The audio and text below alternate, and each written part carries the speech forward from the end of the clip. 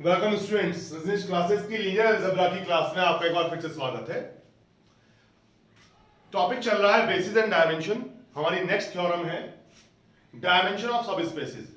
इस थ्योरम में हम वेक्टर स्पेस के सब स्पेस की डायमेंशन को स्टडी करेंगे। तो इसे लेकर थ्योरम बनाई जाएगी, उस थ्योरम को हम प्रूव करेंगे। ये यूनिवर्सिटी एग्जाम के लिए भी बड़ी इंपॉर्टेंट थ्योरम मानी जाती है, कई बार एग्जाम में आई हुई है। तो चलिए स्टार्ट करते हैं। थ्योरम का स्टेटमेंट है each subspace W of a finite dimensional vector space VF is also finite dimensional, meaning अगर V कोई वेक्टर स्पेस है और W इसका कोई सब स्पेस है, अगर V फाइनाइट डायमेंशनल है यानी इसकी डायमेंशन फाइनाइट है, तो ऐसा नहीं हो सकता कि जो इसका सब स्पेस है वो इनफाइनाइट डायमेंशनल हो जाए, उसकी डायमेंशन भी फाइनाइट ही रहती है। मोरओवर जो डायमेंशन V की है वो ग्रेट या इक्वल रहती है सब स्पेस की डायमेंशन से। दैट मींस जो सब स्पेस की डायमेंशन है वो कभी एक्सीड नहीं कर सकती सुपर स्पेस की डायमेंशन को। सब स्पेस की डायमेंशन पूरे वेक्टर स्पेस की डायमेंशन से कम रहती है या फिर मैक्सिमम इक्वल हो सकती है। इक्वल भी कब होती है? Moreover, dimension of V equals to dimension of W if and only if V equals to W.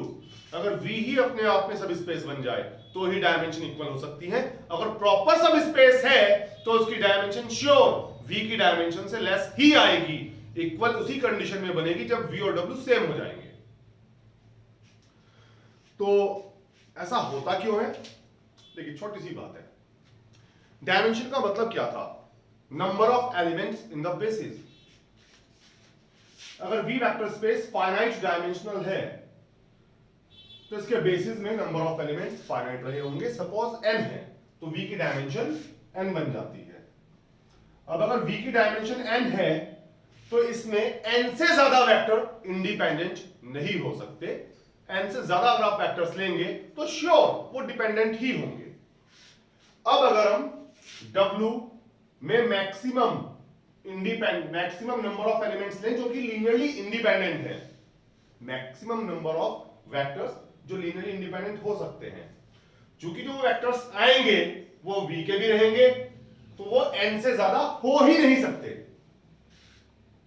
W के अंदर जो मैक्सिमम लीनियरली इंडिपेंडेंट वेक्टर्स रह सकते हैं, नंबर ऑफ एलिमेंट्स, उनकी संख्या n से ज्यादा नहीं हो सकती। क्यों? क्योंकि W सब स्पेस है वेक्टर स्पेस V का। जो सबसेट W का होगा वही सबसेट V का भी रहेगा और V की डायमेंशन n होने के कारण इसमें n से ज्यादा वेक्टर्स एक साथ लीनियरली इंडिपेंडेंट पॉसिबल नहीं है। तो सपोज W में मैक्सिमम m वेक्टर्स ही लीनियरली इंडिपेंडेंट हो सकते हैं। सपोज वो वेक्टर्स हैं अल्फा 1, अल्फा 2, अल्फा m, बस इससे ज्यादा इंडिपेंडेंट नहीं हो सकते। अगर आप इसमें एक वेक्टर भी डालेंगे तो सेट डिपेंडेंट बन जाएगा। तो जाहिर सी बात है जो m होगा ये V की डायमेंशन n से तो कम ही होगा। क्यों? क्योंकि V के अंदर तो n से ज्यादा वेक्टर्स इंडिपेंडेंट पॉसिबल ही नहीं है। तो m वेक्टर्स अगर इंडिपेंडेंट है तो इनकी संख्या n से तो कम ही रहेगी।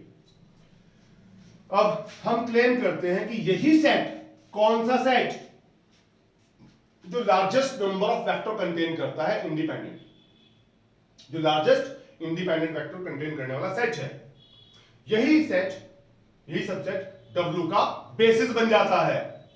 क्यों? इंडिपेंडेंट सबसेट तो है ये W का, ये स्पैन भी करता है W को। स्पैन क्यों करता है? आप कोई भी वेक्टर अल्फा एज्यूम करें W का, उसे इस सेट में डाल के को सेट बनाए। ये सेट मैक्सिमम इंडिपेंडेंट सेट था, इसमें एक वेक्टर और डालेंगे तो डिपेंडेंट बन जाएगा। अब ये सेट डिपेंडेंट, तो इनमें से एक वेक्टर होगा जो प्रीवियस वेक्टर्स की लीनियर कॉम्बिनेशन होगा। वो vector alpha 1, alpha 2, alpha m में से तो कोई नहीं हो सकता क्योंकि ये वेक्टर्स है इंडिपेंडेंट। तो ये जो वेक्टर हमने एक्स्ट्रा इंसर्ट किया है अल्फा, ये वेक्टर ही डिपेंड करता होगा इन पर, तो ये वेक्टर इनकी लीनियर कॉम्बिनेशन बन जाएगा। अल्फा लीनियर कॉम्बिनेशन हो जाएगा अपने से प्रीसीडिंग वेक्टर्स की।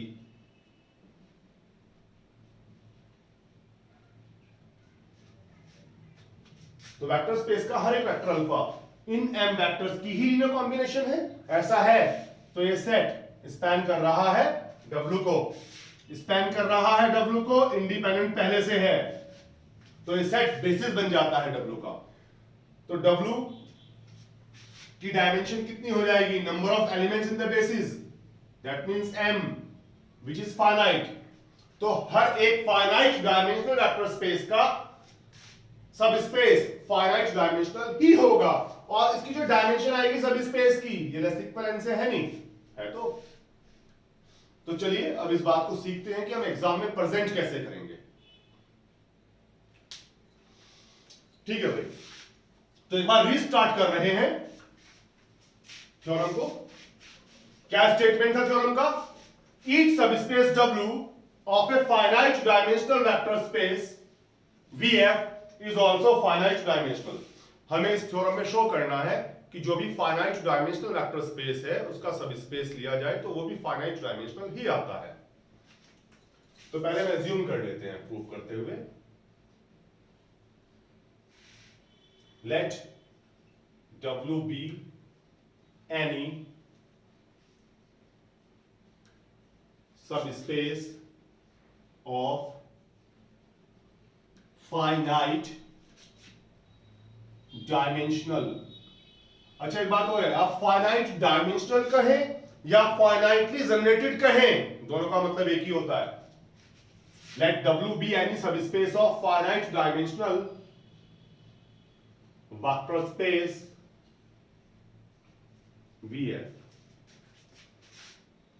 VF की डायमेंशन में n एज्यूम कर लेता हूं,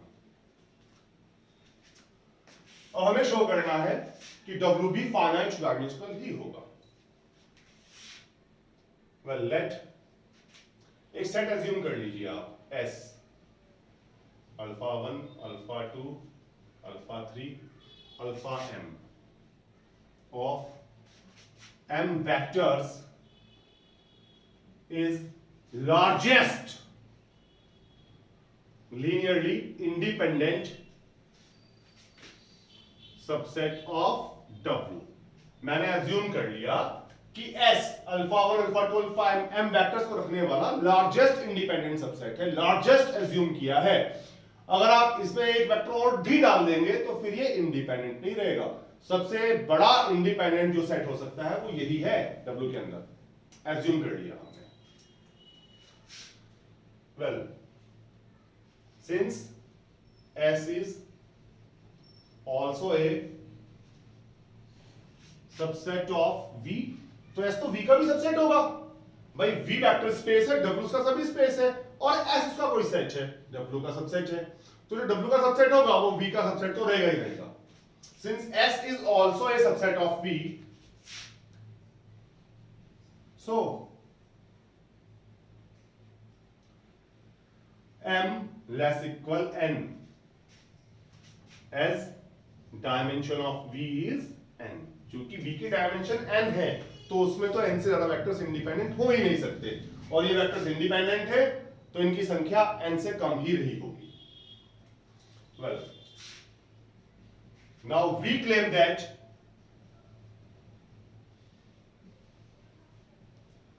S is a basis of W। अब मैं क्लेम करता हूं कि S ही W का एक बेसिस बन जाएगा। क्यों बनेगा देखिएगा, आप एज्यूम कर लीजिए alpha be any vector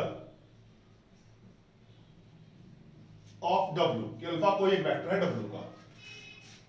then इस पॉइंट पे थोड़ा ध्यान दीजिएगा आप लोग। अल्फा मैंने कोई भी वेक्टर एज्यूम किया W का, मैं इस अल्फा वेक्टर को इसी सेट में डालता हूं S के अंदर। तो अल्फा 1, अल्फा 2, अल्फा m और अल्फा और डाल दिया, एक और सेट बना दिया S1।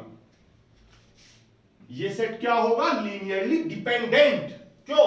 क्योंकि हमने एज्यूम किया था कि W के अंदर जो लार्जेस्ट सेट इंडिपेंडेंट रह सकता है वो S था, अल्फा 1, अल्फा 2, अल्फा m तक का लार्जेस्ट, यानी इससे बड़ा सेट इंडिपेंडेंट नहीं हो पाएगा। उसमें अगर आप एक वेक्टर और डाल देंगे तो डिपेंडेंट हो जाएगा, तो ये सेट अब होगा dependent. So alpha must be a linear combination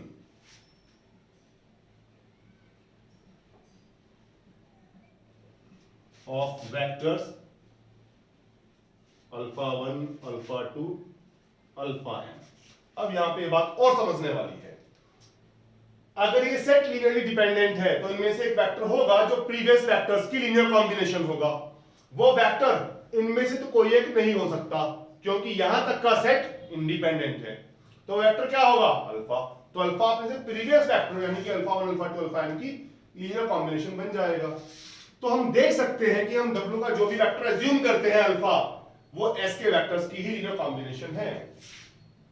ऐसा है तो s स्पैन नहीं करता w को, भाई w का हर एक वेक्टर s के वेक्टर्स की लीनियर कॉम्बिनेशन है तो s स्पैन कर जाएगा w को।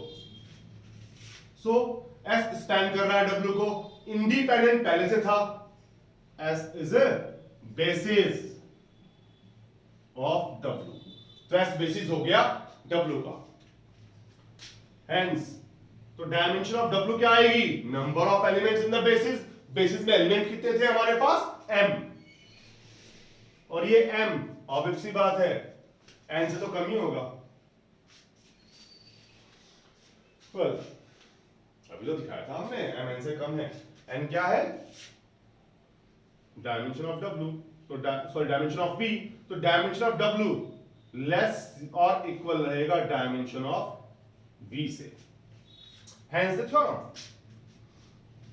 तो भाई किसी भी फाइनाइट डायमेंशनल वेक्टर स्पेस का सब स्पेस भी फाइनाइट डायमेंशनल रहेगा और उसकी जो डायमेंशन होगी वो पूरे स्पेस की डायमेंशन से कम या बराबर आएगी।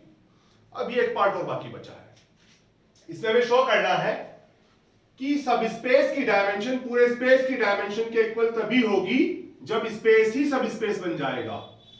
यानी कि v की और w की डायमेंशन तभी इक्वल आएगी जब v और w इक्वल होंगे। If and only if condition है। एक बार तो हम v इक्वल w एज्यूम करेंगे, dimension of v equal dimension of w दिखाएंगे। एक बार dimension of v equal dimension of w assume करेंगे, v इक्वल w शो करेंगे। चलिए, now suppose that v equal w, अगर v इक्वल w है, एक ही स्पेस है, तो इसमें तो ऑब्वियस सी बात है डायमेंशन सेम होनी ही होनी है।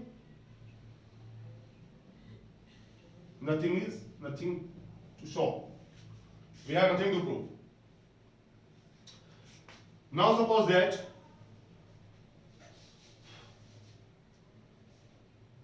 you assume dimensions of v and w are equal। अब हम इनकी डायमेंशंस इक्वल लेते हैं। क्या शो करना होगा? कि v और w भी इक्वल है। वेल, मैंने एज्यूम किया कि सब स्पेस की डायमेंशन पूरे स्पेस की डायमेंशन के बराबर है। अब s कोई भी एक बेसिस मान लीजिए, s भी एनी बेसिस ऑफ w, और डायमेंशन को मैंने n एज्यूम कर लिया। n, it's n। अब आप s कोई भी अगर बेसिस लेते हैं w का, तो linear span of s is equal to w, since s contains n vectors and linearly independent। Previous theorem में मैंने आपको बताया था लास्ट लेक्चर के अंदर, अगर वेक्टर स्पेस की डायमेंशन n है तो उसमें कोई भी n वेक्टर्स अगर इंडिपेंडेंट हो जाएं तो वो बेसिस बना देंगे। वेक्टर स्पेस की डायमेंशन के बराबर वेक्टर्स होने पर वो स्पान कर जाए तो भी बेसिस बना लेते हैं, इंडिपेंडेंट हो जाए तो भी बेसिस बना लिया करते हैं। तो जो हमारे पास w का बेसिस होगा जिसमें n वेक्टर्स होंगे, वो w को स्पान करने के साथ साथ इंडिपेंडेंट भी होगा, तो वो v का भी इंडिपेंडेंट सबसेट बन जाता है। सो s will be, so s is also a basis of v। Hence अगर s v का भी बेसिस है तो s v को भी स्पैन करेगा। अब ls v भी है, ls w भी है, सो v इक्वल w। तो हम देख सकते हैं कि अगर डायमेंशंस इक्वल है वेक्टर स्पेस की और सब स्पेस की, तो वेक्टर स्पेस और सब स्पेस भी एक ही हो जाएंगे, और अगर वेक्टर स्पेस सब स्पेस एक है तो इनकी डायमेंशंस भी इक्वल ही रहेंगी। That's it. अब आप वीडियो को पॉज करते हुए इसे नोट कर लीजिए, जल्दी मिलते हैं अगली थ्योरम के साथ। Till then good bye.